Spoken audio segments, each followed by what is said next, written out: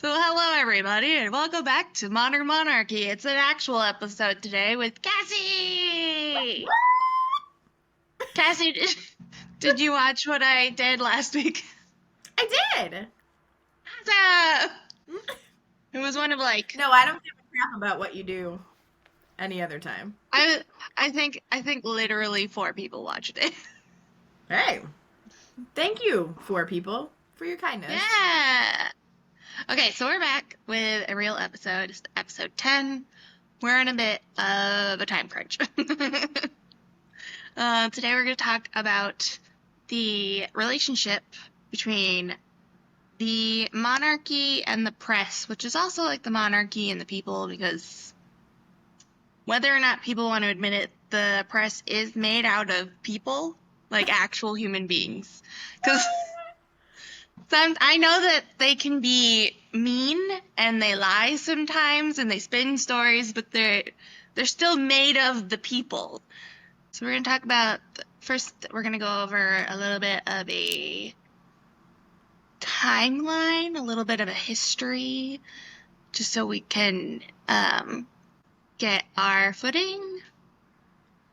And then towards the end, I'll start talking more about like different things that the media does now that are a little bit concerning, and also like how the royal family deals with that versus how the Sussexes are dealing with it, because when they left, they decided that they thought they were going to make a better way to do all of this. Like, they were going to take more of like an American approach to handling the media, and it's going very well for them. Clearly. Yeah, so the media can sometimes be a nuisance. Somewhere in that picture in the car, you'll see Catherine's face. Assuming you're watching this. Oh, yeah. If you're watching this. Like I said a couple minutes ago, like they can sometimes put out misinformation. The paparazzi can swarm you. Some people spin stories. Sometimes, a lot of the time, I see people writing articles that are filled with actual facts, but the way that they're writing them makes it feel like whatever they're talking about is bad when it's not. But also, the media is necessary because it does give a voice to the people. People have different opinions. It allows people to critique people in power, including the royal family. And also, the media is also needed to keep the royal family relevant. If you don't see them ever splashed up on newspapers, popping up on the internet, you're never going to think about them, and then what's the point of them? Like, Right. Gotta keep them relevant. like, yeah. So it's a bit of a symbiotic relationship between the royal family and the media.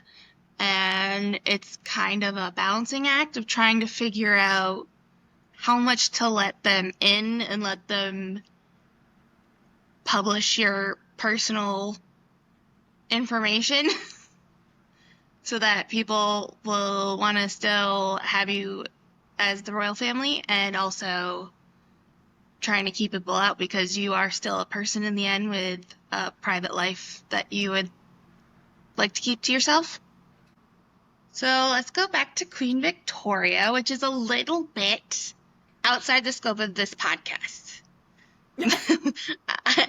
I like to try to stick from the abdication to now, which is about 100 years. But I think it's important to go over what happened with Queen Victoria, because it kind of shows what happens when you're not relevant in the news anymore. So in the beginning of her reign, newspapers would report on her different engagements. Like one of these articles in front of us talks about a trip to Ireland. Some of them talk about private facts about her. Like this one on the right side is talking about the different dogs that the queen has.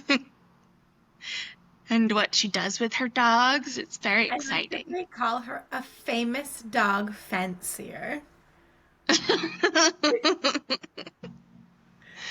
And then sometimes they would write opinion pieces on her, and Cassie would write about how she feels about Queen Victoria being what was it? A famous dog fancier. A famous dog fancier. She was also the first monarch to be around when like newspapers kind of boomed and became a really common thing to have. And royal pieces sell. So she was sometimes kind of stopped by reporters trying to get something to write about. But when she was 42, her husband, Albert, Prince Albert, he passes away. And for the rest of her life, until she's 81 years old, she's wearing black. She's secluded.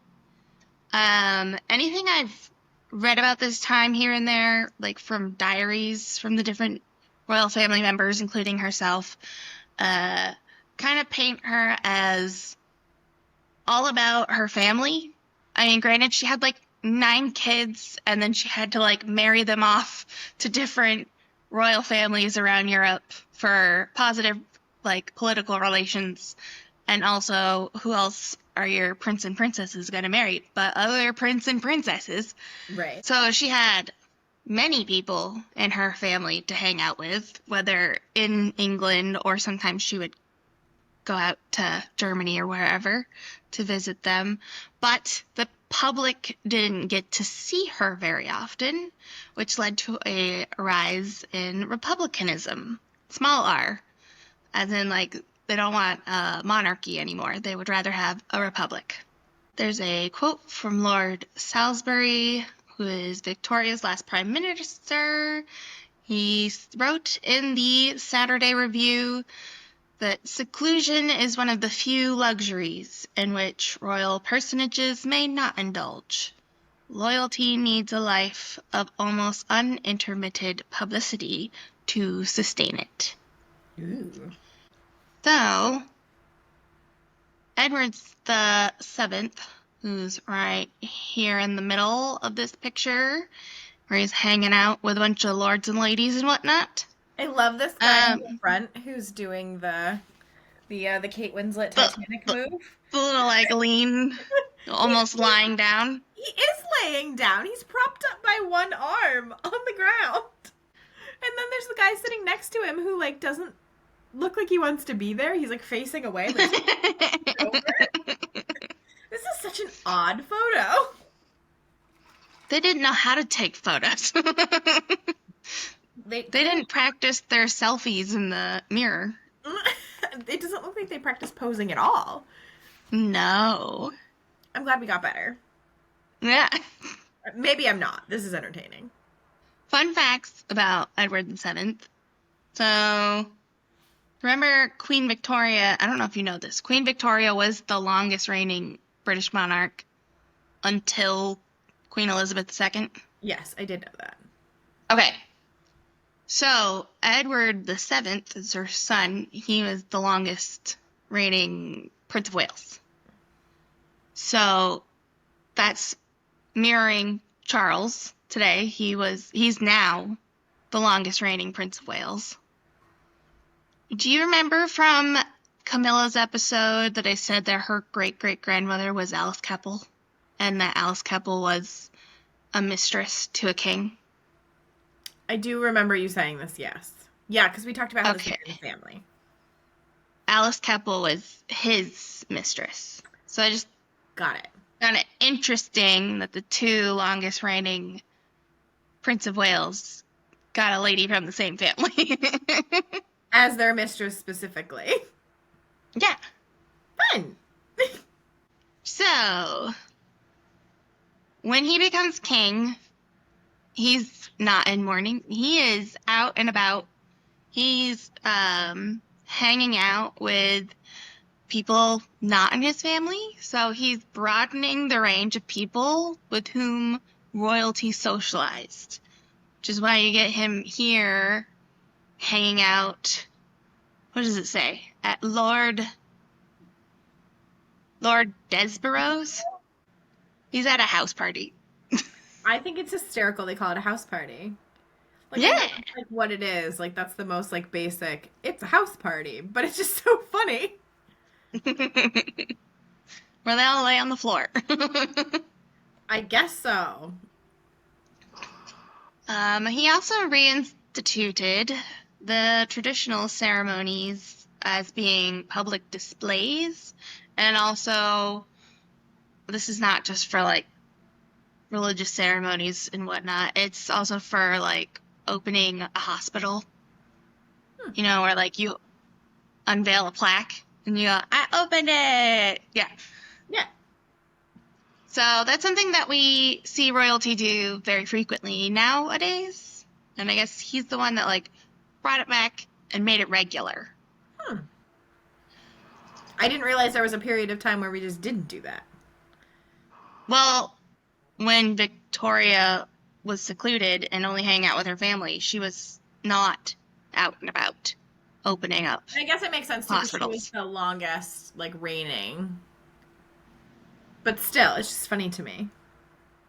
Well, she was the longest reigning, and for like 40 years, Right. she didn't go out and hang out with the public. So they were like, what is the point of even having you? We don't see you ever. For all we know, you're dead. Right.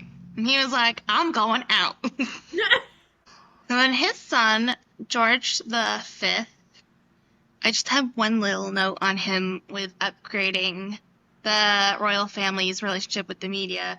He does the first live radio broadcast, and it's the 1932 Christmas message that he sends out from Sandringham. And this is a big step because, you're listening to your king live. You hear his voice in your house. And it's not only in his country, he's broadcast to the entire world. The whole Commonwealth can hear him. Oh, that is a big deal. I think that does a lot to Like get reinvigorate. people, to get people to like be endeared to you a little more. Right. Because it's like you're in my Um, what? because it's like you're in my living room. Yeah. And that's gonna get stronger when we start switching over to television. And, I guess people kind of form a parasocial relationship with the royal family through their television. Then Edward the Seventh was only king for like a year before he left. Editing Jen here. It's Edward the Eighth. I know that. I don't know what happened. I'm just as appalled as you are at my mistake. Okay, back to the show. So he was probably the first, what do you want to say? Victim is a little bit dramatic. But he was the first like target for photojournalism to have like photographers following you around. Because when he was a prince, he was a really popular guy. Like people actually liked him. But then people found out that he was having an affair with a married woman. And now photographers are like, we need a picture of these two hanging out. So we're going to follow them. Got it. So here's a picture of them actually with their gigantic cameras setting up on tripods, trying to get what they think are long lens cameras to take a picture of Prince Edward like through the trees. We have a little bit of a quote from King Edward, who was later the Duke of Windsor, talking about this time. If Cassie would like to read it. I grew up before the age of the flash camera, when newspapers still employed large staffs of artists to depict the daily events with pen sketches. This artistic form of illustration seldom achieved the harsh or cruel accuracy of the present day photographer, dogging his often unsuspecting victim or waiting in ambush for a candid shot. So this is the start of the paparazzi, right? That's great. This is going to continue to be a problem to this day. Is this like unique to them? Like when we talk about like the start of the paparazzi, like is this like something that happens in other places? It must, right? I Or think is it Hollywood stars, didn't Hollywood stars used to be followed by photographers? probably that would make? I mean, this is Especially before if 47, so especially like if you're trying to catch them in like scandalous situations. right. So then you could write something about them. Yeah. I think once cameras became something that you could move around and it could take a picture quickly, that's when that starts for everybody. So interestingly enough, the word itself originates from a film. So Federico Fellini's 1960 film La Dolce Vita. In the movie, paparazzo is the name of a persistent, intrusive freelance photographer who relentlessly pursues celebrities for pictures. So they took that. Yeah, so this really talks about like the 1950s forward. So it may have been kind of a newer thing. Like this may have been kind of on like right on the cusp of that versus Hollywood necessarily. Well, yeah, when he was being followed, this was like late 1930s. So yeah, so it sounds like this was kind of the beginning of that. Right. Like for That's the why he's world. royal family wise, this is why he would be like the first target. Right. But I'm saying like just like as a the history of the paparazzi. It sounds like this is like relatively like this is at the beginning of that for everybody. Yeah. Yeah, like I think the only thing that was hindering them before is that in order to take a picture, you had to sit there for like 3 minutes so the camera could take the picture And and develop. put it on the film. Yeah. Interesting. Um, then we're gonna move on to King George VI and Queen Elizabeth, who's Queen Elizabeth II's parents. They were, well, like about half of his reign was during World War II. And this was like another swell in popularity of the royal family in the UK because not only did they stay, which, everybody was sending their children away to keep them safe because UK was being bombed all the time. Um, but the Buckingham Palace was bombed 9 times and they still stayed. The only thing they did to keep the children kind of safe was they put Elizabeth and Margaret in Windsor Castle, which is a bit more of a fortress than Buckingham Palace is. They would also show up at other bombed locations to like see what happened, say hi to the people, and be like, "We're here for you." And people are, "Yeah, they're here for us."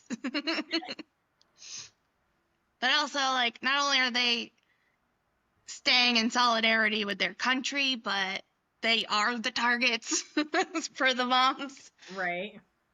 King George is also still making his radio broadcasts throughout the war, giving everybody updates.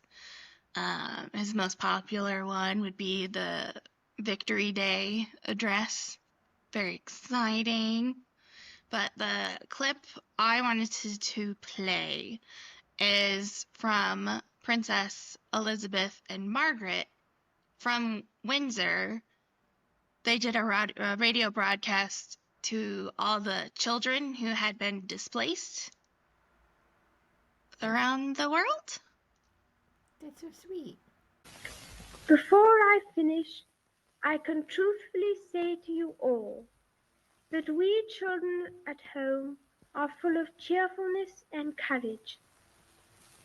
We are trying to do all we can to help our gallant sailors, soldiers, and airmen. And we are trying, too, to bear our own share of the danger and sadness of war. We know, every one of us, that in the end all will be well, for God will care for us and give us victory and peace.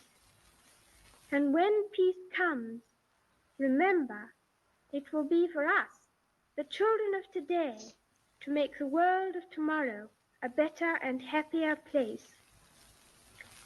My sister is by my side, and we are both going to say good night to you. Come on, Margaret. Good night, children. Good night, and good luck to you all. I think that's like the cutest thing I've ever heard. And also, like, so very Queen Elizabeth. Like, it's Like, like she's like, trying to be brave, right? She's yeah. like, we're over here, and we're staying happy as we can, but you know, there's war going on. I hope you guys are doing great out there. Good luck. Good luck, everybody. But We're also, gonna make it. like I said, it's so interesting to hear her so young versus like things that she's done as she's gotten older. Like, I don't know. Yeah, It just feels she's like, been that. yeah, She's been that person the entire time. which is cool, honestly. Yeah, yeah. Everybody else thought it was cool as well.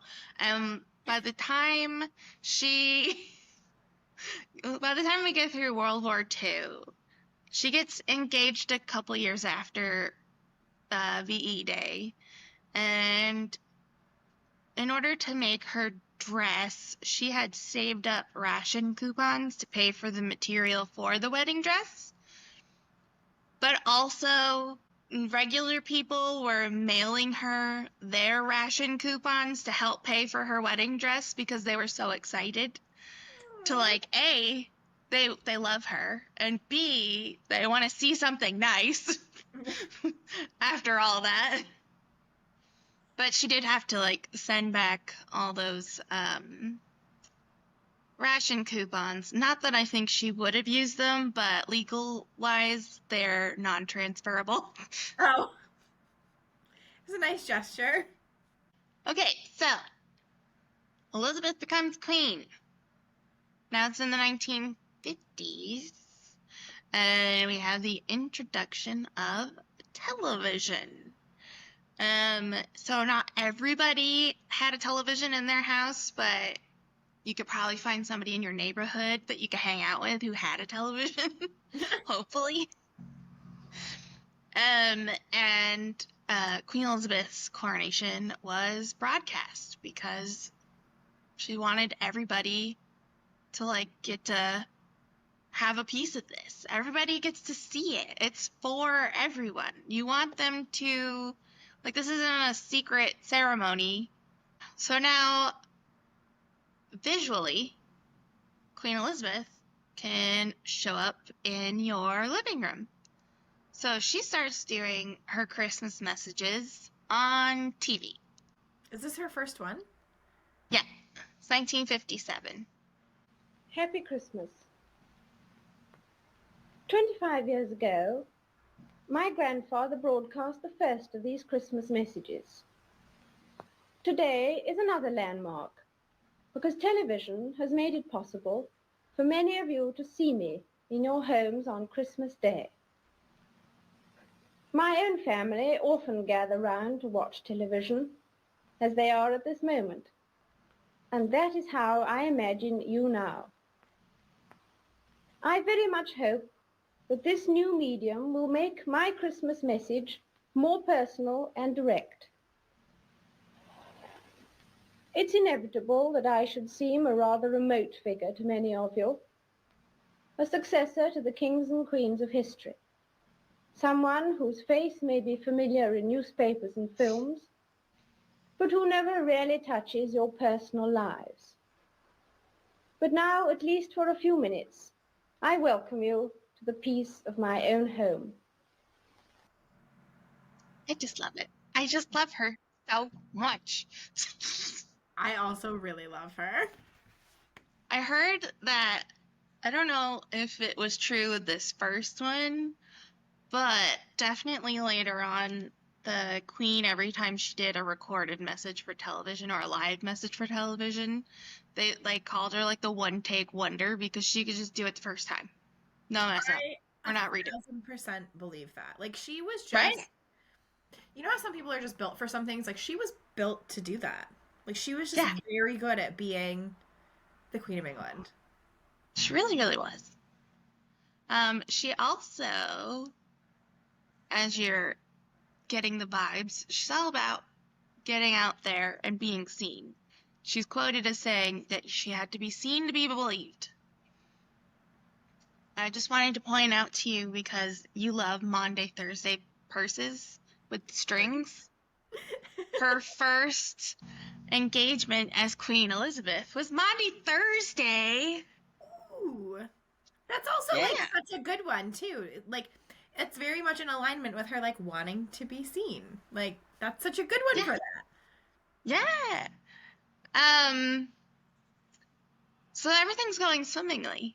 So swimmingly that, like, 10 years into her reign, people are getting kind of bored. So they're going like, yeah, she does nice things, but like, what does she actually do for us? Like, do we really need them around? We don't, like, we see her on the Christmas message, but like, we don't really know them. And I feel like even recently, I've figured out that when I'll use some more specific. Okay, so watching the royal family go to different engagements, open hospitals, visit charities, when the world seemed to make more sense, aka before this administration in my country, nice things like that were like, yeah, that's nice, but like, what does it actually do?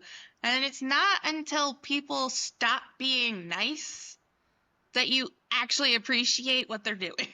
Right? Because now I see, like, the king made, what was it? He made a playlist for the Commonwealth, for Commonwealth Day Mm. of music, and I was like, this is nice. It doesn't change the world, but I'm really appreciating that somebody's head of state just took some time to make a playlist of music and explain why they like all these songs so I could listen to it. You know? Yeah, I mean, I personally, like, one of my favorite things, like, I don't know if you've seen this, where, like, Obama puts out his, like, yearly, like, his favorite songs. Like, Oh, I don't know that. oh, yeah, like, he posts it, like, every year. He posts, like, his top, like, songs for the year. Or, like, a play, Oh, like, that's nice. you'll have to go to his page. It's really, it lets you a little bit into something a little more personal than just, like, here are the formal things that I'm doing. Yeah. So, the Republicanism is starting to like bubble back up again. And as much as people say today that like the monarchy is on the brink of being abolished, like people don't really care for it these days, that has always been the case. Like there's always been a group of people that don't want a monarchy. Mm-hmm. That's why in like the 1600s they didn't have one for like 10 years and then they brought it back. So, toward the end of the 60s, they do, over there, they come up with the Royal Family documentary, which is like an hour and a half long. It's on YouTube. You can watch it if you want to. It's a little bit boring because it's like 1960s documentary editing. They broadcast it in 1969 and 1977 and like never again. It's a year it's a year in the life of mainly the Queen, but also the royal family in general. it comes out to mixed reviews. So some people, like I, would be totally into this when it came out. I'd be like, yes, let me into your living room. I want to see what your house looks like. I'm so interested. What's that ludicrous song? What you got in your house? Yeah. But some people feel like it's maybe getting rid of some of the mystery, some of the magic. It's making them seem more human, and I think that's a bad thing, Okay. including David Attenborough, Oh my goodness.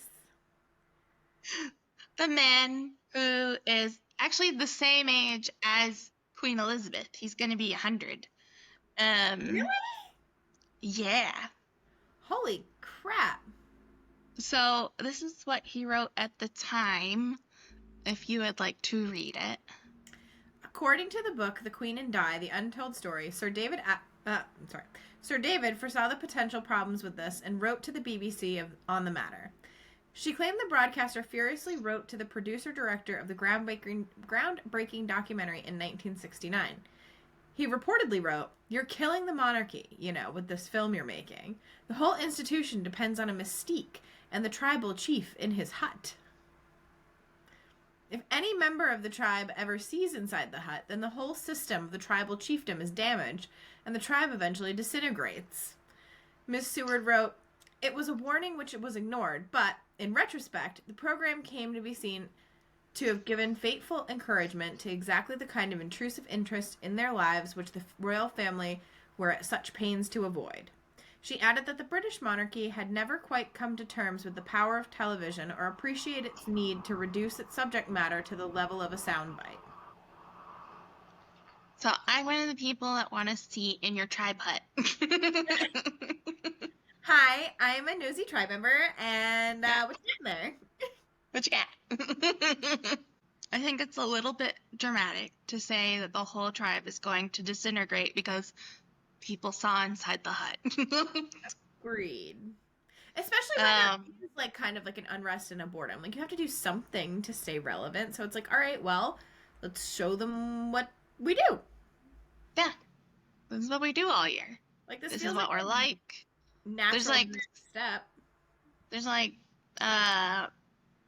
not just what she does work-wise, but it shows them on their vacation, just like barbecuing on a beach, Being just normal. hanging out at the dinner table, having a conversation. This is the kind of stuff I want to see. Right. Also, here's a picture of David Attenborough now. This is a picture of David Attenborough when Prince Charles was a tiny little child. Oh my god. He doesn't even look like the same person to me. No, he does not. It was like, You agree? Hale agrees. yeah. So now let's talk a bit about some going on tour, because the press follows them when they go on tour. Usually at these tour events, people would just get glimpses of the royal family. You'd see them sitting up on a stage, maybe moving from like the plane to a vehicle, or seeing them in a parade like situation where they're sitting on top of a Jeep. Mm-hmm. But this is going to evolve a bit while we're trying to figure out the balance between seeming approachable and also not giving too much away. In 1970, when she was in New Zealand, one of the civil servants, suggested that maybe she could walk around a bit and say hi to people before she went into the formal engagement. And so this is where the walkabouts start. I think I have a little bit of a video. This is Princess Anne talking about how she feels about the walkabout. I mean, we never shook hands. The theory was that you couldn't shake hands with everybody, so don't start. So I kind of stick with that, but I notice others don't. It's not for me to say that it's wrong, but I think the initial concept was that it was patently absurd to start shaking hands. And it seems to me that it's become a shaking hands exercise rather than a walkabout, if you see what I mean. So that it has changed. I'm glad I'm not starting now, because at least you had people to talk to. Now you don't really. Phones are bad enough, but the iPads, you can't even see their heads. No idea who you're talking to. And I do get slightly, I either don't bother or just say, if you want to ask, meet somebody else. So, Anne, not a big fan of walkabouts. Or at least Right. she'll walk about. She's not shaking hands. I was gonna say, don't ask her to shake hands. So now we're gonna talk about, this is like the rest of like the late 70s all the way into like the 90s and the 2000s. You notice a real ramp in how intense these photographers get in chasing people.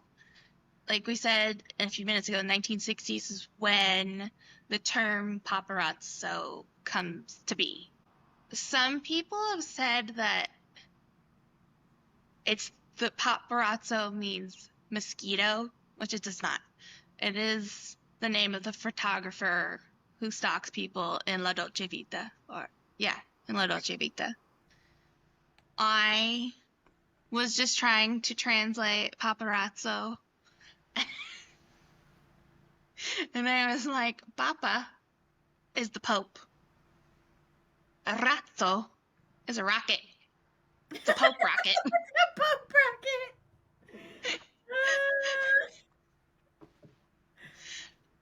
I guess So not Pope is so the, like your topic of what you want to write about. yeah. So we noticed the most intense paparazzi around like Diana, Camilla, later Catherine is being followed / mildly attacked. And I've noticed that the thing they have in common is that these women are related to or involved with the royal family, but they don't have security. Because They're kind you of don't really. low-hanging fruit. Huh? So they're kind of like low-hanging fruit because like you can get to them, but it's Right. so relevant. Right. But with Diana, I think it got like the scariest. Back then, 20 years ago, people would be utterly appalled if they knew exactly what went on. I think it was an industry that lost its way quite heavily, lost its sense of decency, lost its perspective on what was appropriate. You are the Princess of Wales and you're a mother. I don't believe being chased by 30 guys on motorbikes who block your path, who spit at you, who shout at you, and who react really badly to get a reaction from you and make a woman cry in public to get the photographs. I don't believe that is appropriate. I sadly remember most of the time that she ever cried about anything was to do with press intrusion. Harry and I, we lived through that. And one lesson I've learned is you never let them in too far because it's very difficult to get them back out again. And you've got to maintain a barrier and a boundary because if you cross it, if both sides cross it, a lot of pain and problems can come from it. Yeah. So literally kind of scaring her. Not kind of, scaring her. There's one video I watched. It was like a late 90s documentary I saw on YouTube. And it was a photographer talking about this time that he like stalked her in the streets. And he was like, she was starting to like run away from me. Like she seemed a little scared. And then eventually she recognized my face and she stopped and she turned around and she said hello and talked to me for a minute. And I was just like, and you think that's a good story to tell? Right? That Okay. you were stalking a woman and made her feel unsafe. And then she realized who you were and turned around and said hi. But like maybe she was trying to diffuse the situation so you'd stop stalking her. Right? Not giving the vibe it sounds like they're going for. Yeah. So a couple of tactics that the paparazzi had, well, not the paparazzi, but like reporters had started to pick up in the 90s and the 2000s, was one of them is called blagging, where you call pretending to be somebody else so that you can get information that you shouldn't be privy to. Got it. I'm pretty sure it I was kind think, of easy to do back then. yeah, well, this example I'm going to use is the most devastating one I could think of, and is actually from 2012, so it's not that long ago. Right? Okay.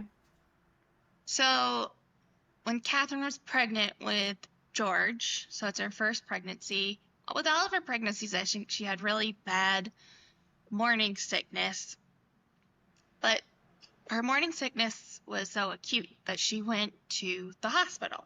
For some reason, an Australian radio station thought it would be great to call the hospital that she's at, impersonate Queen Elizabeth and Prince Charles so that they could talk to the nurses and figure out what Catherine's condition was. Oh, that's cute. Yeah, so the first nurse believes them and transfers them to the nurse that's dealing with Catherine. The second nurse also believes them and starts telling them that, she's doing well and she's leaving soon or whatnot. It's like, it wasn't the end of the world, but it was on a radio station. Everybody heard it. So obviously, the hospital has to take action because you are releasing patient information. So the first nurse that had transferred the phone call to the second nurse, a few days later, they found that she had taken her own life because of this prank call, because she felt horrible. We think they found her they found that she had taken her own life, and I think they assume that it's because of this situation. But yeah, Okay. I don't know what else to say about that. That's horrible. There was this situation in 2003 where a reporter for the Mirror had applied for a job as a footman. He used bogus references and he was hired. And while he was in there, in the palaces, took a bunch of pictures. I think he was there for like a couple of months working for the royal family. He had his own room at Buckingham Palace. He was given full all areas security pass, even shown secret hiding places for keys that would open up royal apartments. And like I said, he was a footman for 2 months. And they clearly didn't check his references very well. Right? He had access not just to Buckingham Palace, but also Windsor Castle, St. James Palace, Kensington Palace, Sandringham, and Balmoral. This is the only picture I could find from that article because I'm pretty sure they've retracted everything since then. But it is a picture of Queen Elizabeth and Prince Philip's breakfast table. Oh. The thing that everybody likes to point out is that the Queen's cereal is in Tupperware. It's like, look, she eats from Tupperware, just like us. I was gonna say, she's just like us. Yeah, but the thing that's kind of scary about that is he's a new employee who's barely screened, and he's literally serving food to the Queen of England. Yeah. And Okay. he repeatedly says in his article, he's like, I could have poisoned her so many times. Okay. He was there when President George Bush and his wife were visiting and took pictures of the rooms that they stayed in. He's exposing flaws not only in Buckingham Palace security, but also the Secret Service, because he's like hanging around areas where security is going over plans, doing security stuff, and he just has access to it. And he's like, if I was a terrorist, I'd know exactly how to kill these people. In the article, he tries to claim that the reason he did it was to expose security flaws. Yeah, but it's like, you could have done that and not made an article and put it in the newspaper. Exactly. I'm pretty sure you're making it more dangerous by telling everybody that there are security issues. But what he did do, he did give me some fun facts about the royal family. Fun fact, the Queen prefers her toast with light marmalade, although she ends up feeding most of it to her corgis who gather at her feet under the table. Adorable. Each morning at 7:30, a footman wakes Prince Philip up with his calling tray, a pot of tea with a china cup and saucer, and their response can easily be either a fuck off or a good morning. Same. Don't wake me up. The Wessexes, who are now the Edinburghs, are known for being laid back and pleasant, which we already knew that. Sophie's lovely. This is true. She's my fave. Sophie eats breakfast in private from 7:30 to 8:10 and prefers white wine at dinner. Princess Anne's fruit bowl must contain a very black banana and a ripe kiwi fruit. He also said that a footman told him that after he made a mistake over a task Princess Anne had him do, she blurted out, "You fucking incompetent twat." Oh! Okay. I'm just saying, I love Princess Anne, but these are things to know about her. I got the vibe that this is who she was, but yeah, that's aggressive.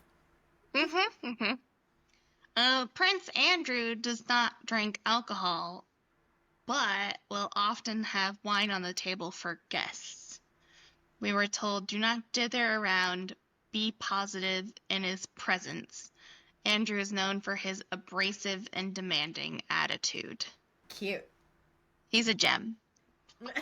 So, next slide, not great, but the death of Diana is obviously a big moment in the relationship between the royal family and the press and the public. The public outrage towards the media was basically everybody blamed the paparazzi for chasing her and blamed her death on the paparazzi. Within 8 days after Diana's death, the Daily Mail had pledged to ban paparazzi photos from its pages, which they seem to have gone back on a bit. A little. A little bit. But the sale of magazines dropped because nobody wanted to purchase anything from these people that are posting pictures from paparazzi, encouraging the paparazzi to take more pictures of people. Which I love that solidarity of, like, we're gonna vote with our dollars. Yeah, but nowadays, the British media seems to have loosey-goosey rules, but rules nonetheless. They don't take pictures of the children when they're in school. Usually, like first day of school, there's a picture opportunity, where they all pose outside of the front of the school. But then it's like, that's all you get? Leave my kids alone. They won't publish long lens photography. I think the most recent example of that would be early this year. The Wales family went on vacation to go skiing, and some paparazzi from other countries and press from other countries published pictures of them on their vacation, but I didn't really see it in the British press. It's interesting how these things kind of change in other countries. How like the press in the UK has kind of like a more of a tighter agreement, whereas it's like if they're Yeah. elsewhere, you're not the rules kind of change, I guess is what I'm getting at. Mm-hmm. And you don't have as I'm much control over that. I'm thinking that maybe they're starting to understand that if they treat the royal family with a little more respect, that they do get more leaks of information. Sources from the palace say stuff a little more frequently because they trust that you're going to. Be a little more respectful. Yeah. Yeah. In general, they try not to take photos of them in their time off, which I've noticed in the royal, I guess you call it the royal community, people like me who like to talk about them all the time. Uh, I think some people take that rule a little too seriously. So, like, when Catherine was at home taking care of her cancer for most of last year, or receiving her cancer treatments, whatever, uh, there would occasionally be somebody with their cell phone would see them and take a picture of them, and then it would be shared on social media. And some people would like lose their minds and tell them to take the pictures down. And they're like, they're on their private time. You can't take pictures of them. And I'm like, I think that's a little ridiculous because you can't do that with like celebrities. Celebrities are out and about and people see them and take their picture. It's kind of be a little bit expected when you're famous, like out in public. Like, Right. And it's fair not to like go up to and bother those people, but if you saw somebody just walking around who's famous, you're probably gonna snap a picture of them. right. And it's different for someone who's not expecting to see them and going, oh my God, let me get a picture because nobody's going to believe me. Nobody's going to believe me I saw them. Right? As opposed to a photographer following these people around to get their pictures so they can sell it for the highest price. Exactly. Yeah, one of them was like, and I argued with a couple of people on this one. Catherine and Charlotte went to some sort of show, right?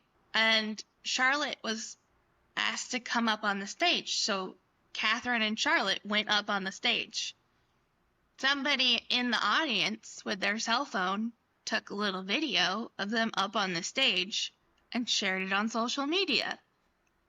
And everybody lost their minds because they're like, they're having private time, leave them alone. I'm like, they are literally on a stage right now.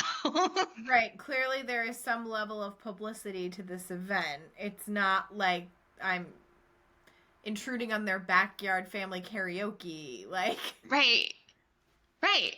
I'm like, it gets a little ridiculous sometimes. But with that, the British press also tries not to share photos that they think have been edited, which was a problem last year for Mother's Day when Catherine posted a picture of her with her children that she had photoshopped herself to try to make it look better, and everybody picked it apart. because it was so bad. Yeah. So she'd posted it on her own, on their social media, and then the press took that photo and started publishing it in their own articles. And then when they noticed that the photo was edited, they started like retracting the articles or removing the pictures. Dang, they really did pick this picture apart. Yeah. When you do look at some of them, you're like, that was a silly idea. Right. Like, she had to come out afterwards and like make a statement on like Twitter or something. I was like, sorry, that was me. Not pro at Photoshop, but went for it. So usually the royal family has a never complain, never explain motto when it comes to the press, because you can't tell the press what they can and cannot say until they're like actually invading your privacy or actually lying about you in a way that you could maybe sue them for. I guess you couldn't do defamation because they're not going to lose any money over it. Basically, they kind of just let the press do what it's going to do for the most part. But occasionally, they do sue them for, like I said, breaches of privacy. So this article says Murdoch firm paid secret phone hacking settlement to Prince William. This is when Prince William had sued a couple of press media outlets for literally phone hacking his voicemails and like publishing them. Ew. Yeah. Harry also did it too. He also sued them as well last year with like a few celebrities. Another thing is physically putting up boundaries, like telling the press when things are not okay, like this video of William. You can have this altercation. We can with our children. I know. I just realised who it was, and I've just. You didn't. You are here looking for us. Don't. I was actually. You drove past us outside our house. I saw you. No, I didn't. I haven't been near the house. I've not been. I promise you, I've not been near your house. I've not been away. Yes, you are. How dare you behave like you've done my children? How dare you? I have not You're done anything. stalking around here looking for us and our children. I went for a quiet bike ride with my children on Saturday, and you won't even give me your name. You're outrageous. You're disgusting. You really are. How dare you behave like that? And you knew we were coming down here. I didn't know you were coming down here, did I? So where have you come from? I've just walked up from West Newton. So why are you here?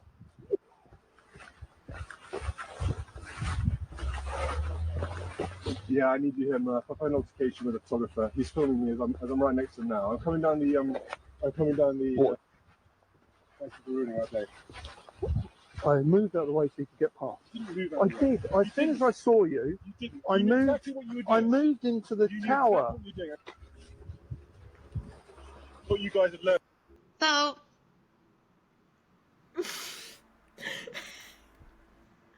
I wasn't following you or waiting for you, but I'm gonna continue following, like recording you, and you following. can hear at the beginning, Catherine says we could see you from the house.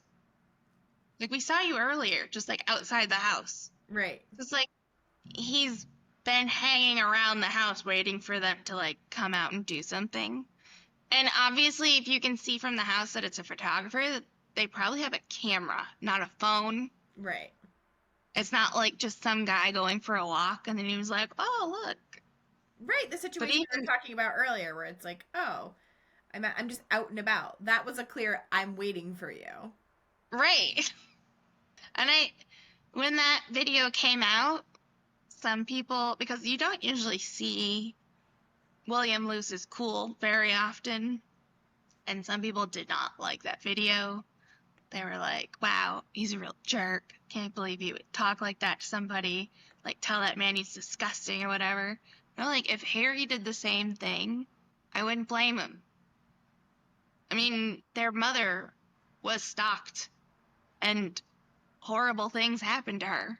Right. And also, it is clear that as this guy continues to record, right, he was not there for like, oh, I just bumped into them.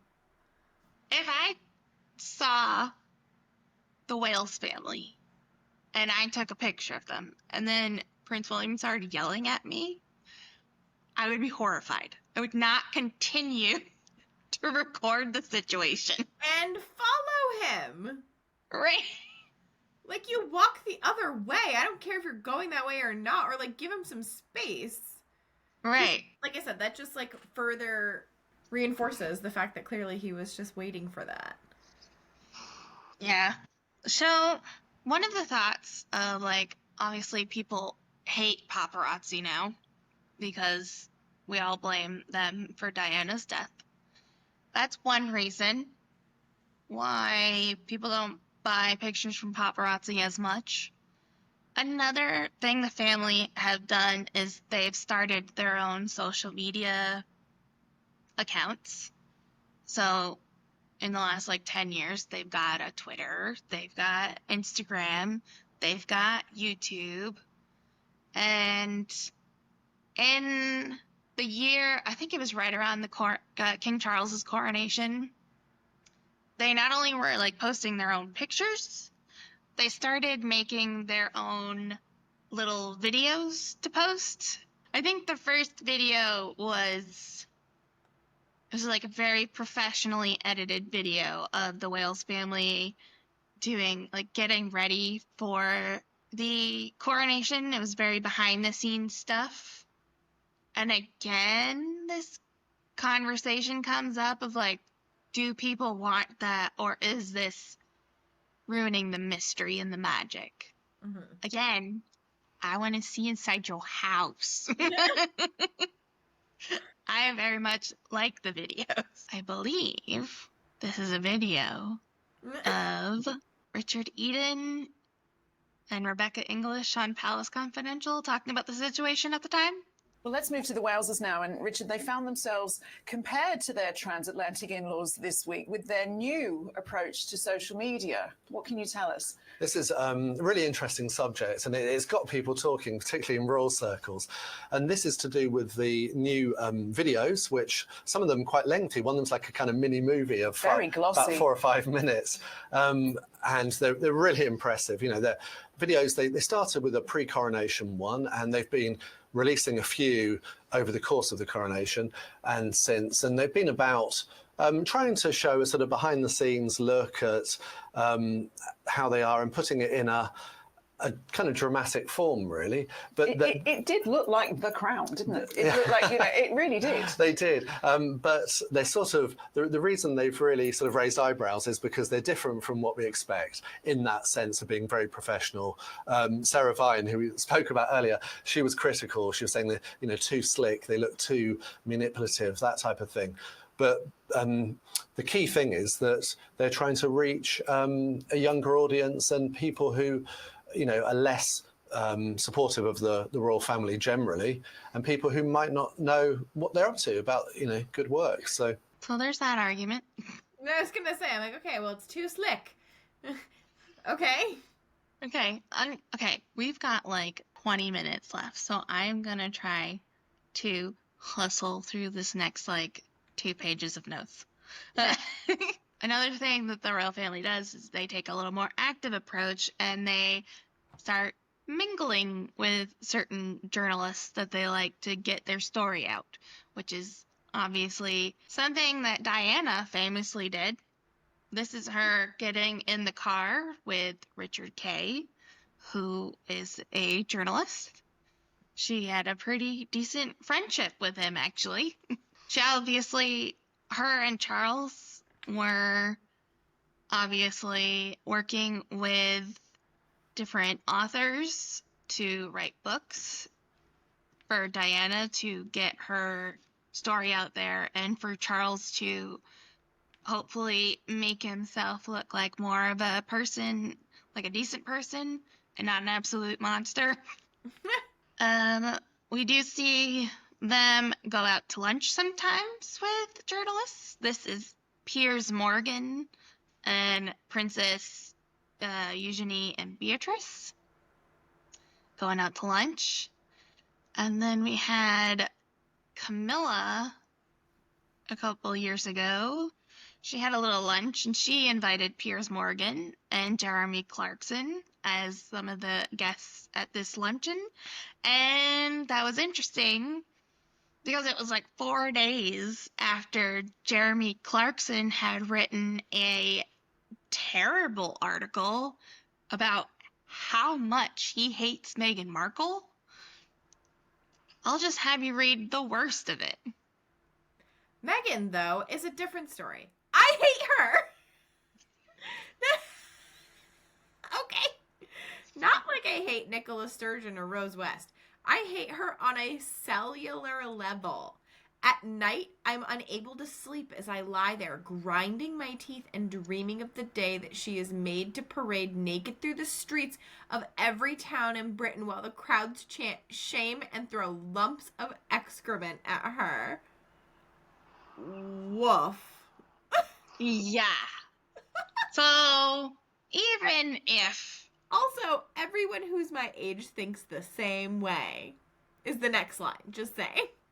Don't forget, like, right above it, he's talking about Harry being a glove puppet with no more control over what he says or does than Basil Brush, who is a puppet. Woof. So, even if, like you and I, you get the Game of Thrones reference, Of course. it's still a lot. Like, did you really need to say that? I don't love her either, but she's not Cersei. Right. Very Also, different. people were very uncomfortable with you talking about her parading naked in the street. Just, this is one of those few situations where I'm just like, you know what? If you're going to say horrible things about her, just don't. Because the rest of us who have actual criticism and are level-headed about it, she's just, like, her and her fans just paint us all with the same brush, and I don't appreciate it. That was horrid. Right. That's like, this is not what we've ever said ever. No, I would never say that. Right. Ugh. So, yeah, everybody thought it was interesting that 4 days after this was published, Camilla has him at a lunch. So, the British press has the Royal Rota. You heard of it? No. Really? Really? Wow. Oh, okay. The Royal Rota is a group of media outlets that have been, like, you have to apply and be approved by the palace to be part of, like, the press pool that gets to follow the royal family to, like, engagements on tours across the world. They'll, like, actually have you in the same plane as the royal family because they need you to take pictures and tell everybody what's happening. Mm-hmm. Got it. The reason that's given for why the Royal Rota exists is that these people, you want a smaller group of people at your engagements for security reasons. There's probably not a lot of space depending on where you are anyways.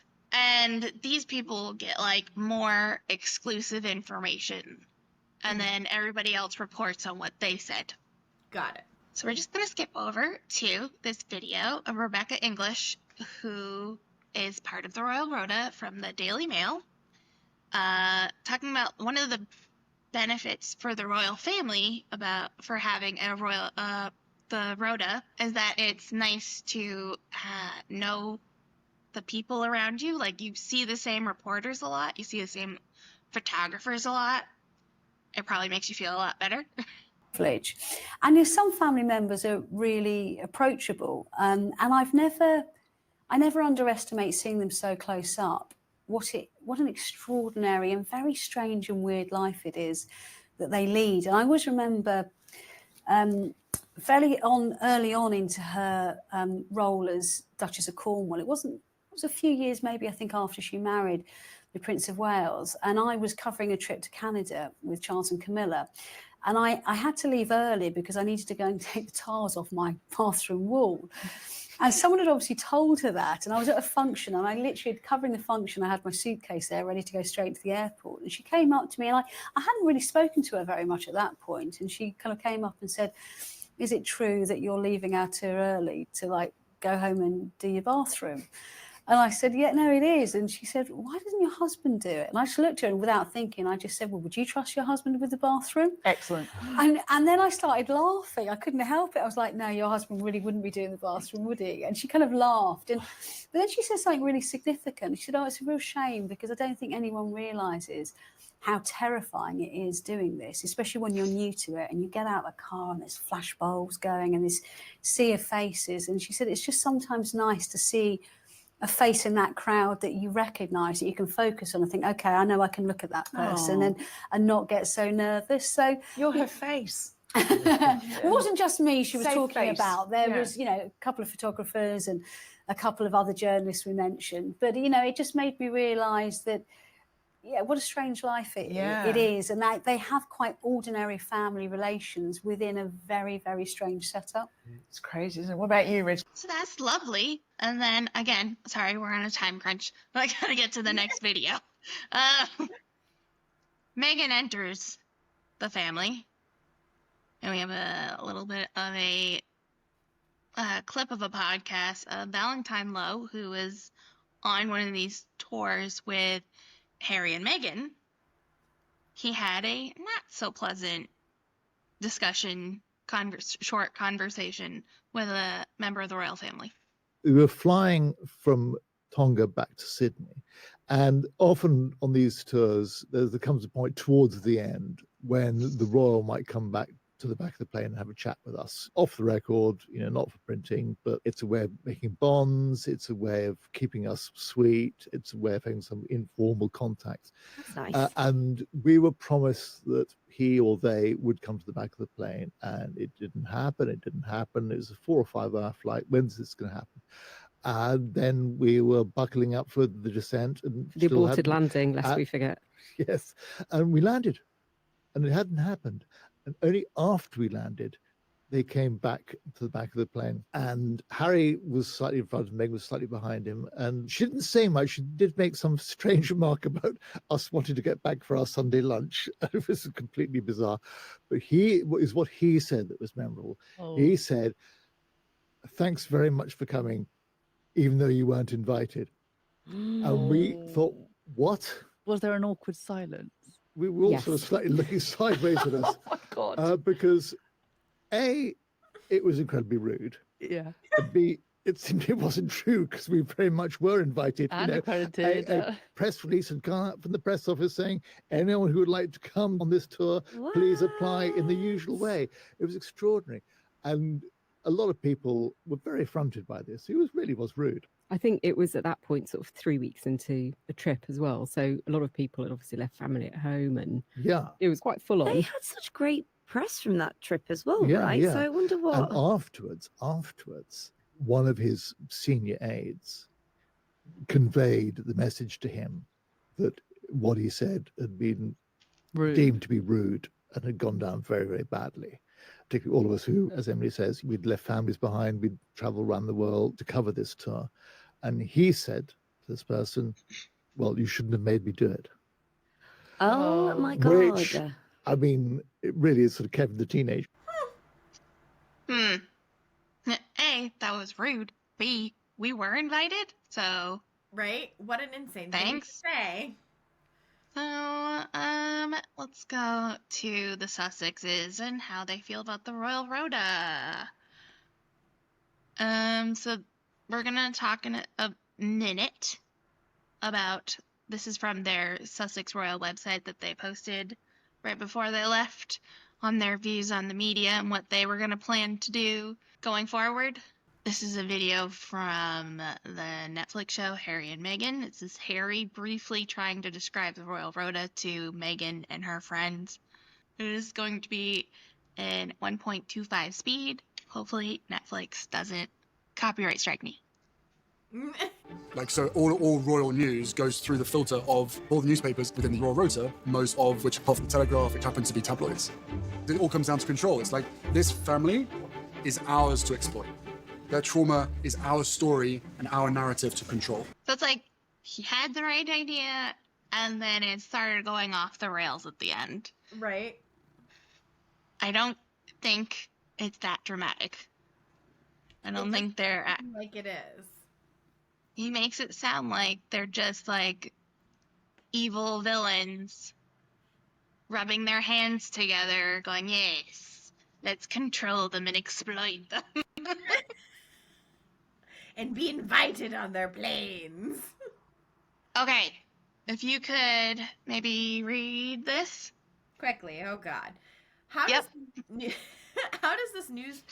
Oh my God, how does this new media policy relate to the UK's royal correspondence? Britain's royal correspondents are regarded internationally as credible sources of both the work of members. Sources of both the work of members of the royal family as well as of their private lives. This misconception propels coverage that is often carried by other outlets around the world, amplifying frequent misreporting. Regrettably, stories that have been filed accurately by the royal correspondents are also often edited or rewritten by media editorial teams to present false impressions. So they're saying they don't like the Royal Rota, but they're also saying that they are, posting things accurately, and other people are and messing with them. And spinning them. Yeah, so how's that the Royal Rota's fault? Right, and also, which is it? Are they credible sources, or are they evil masterminds?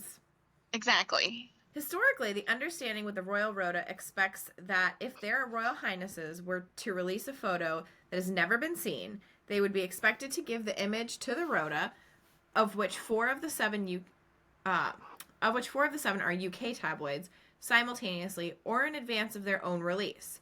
This formula enables these select publications to profit by publishing, these images on their website / front pages.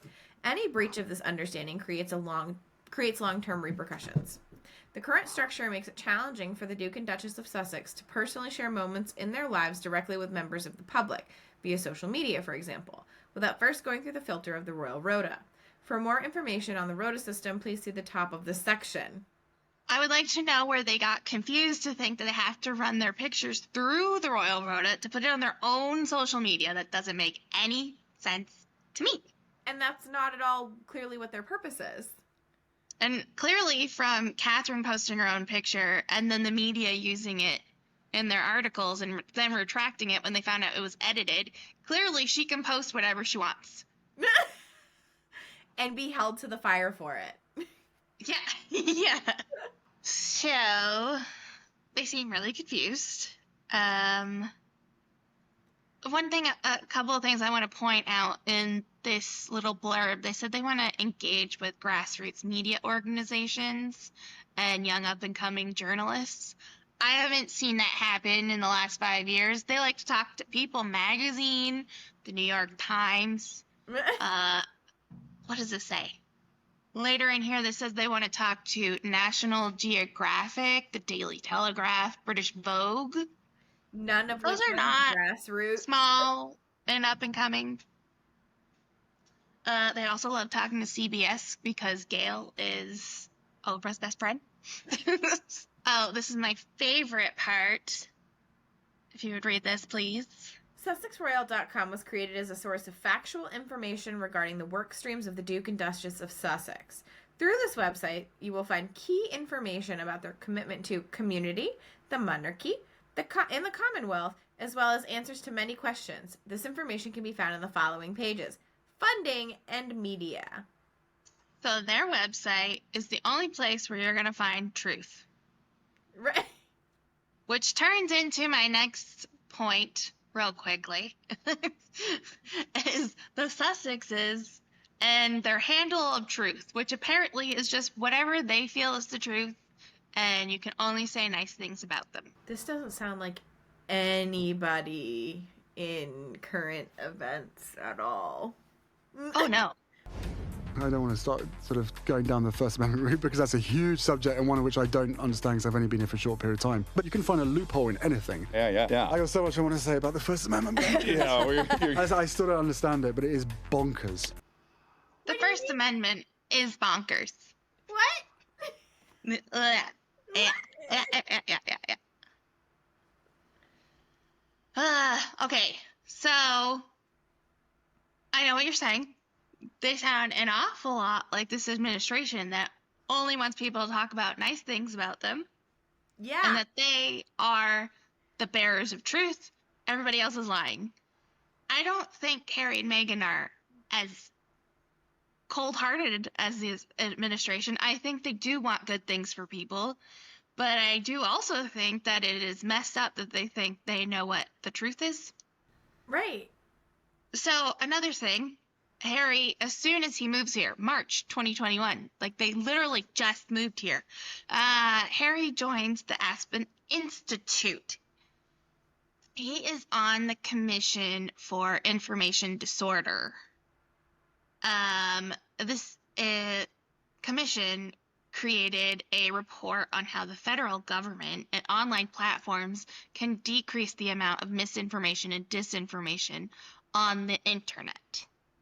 The only time that Harry seems to be upset about misinformation is gossip about him and his wife.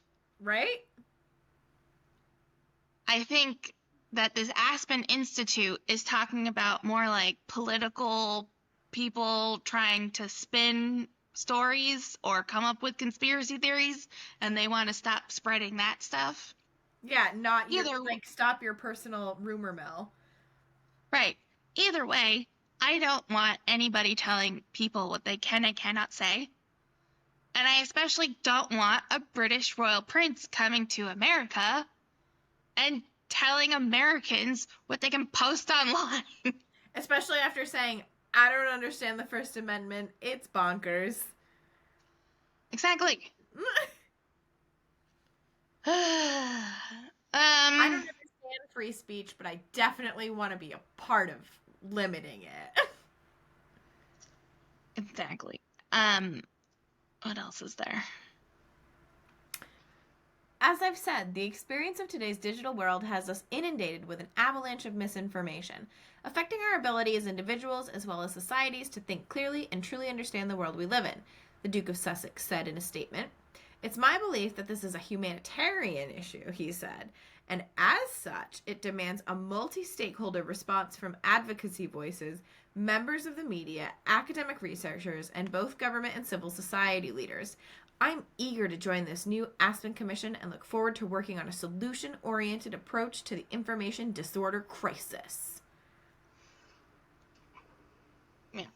So I'm not plussed that he joined that and is literally trying to influence our government through it. Although I think they're not.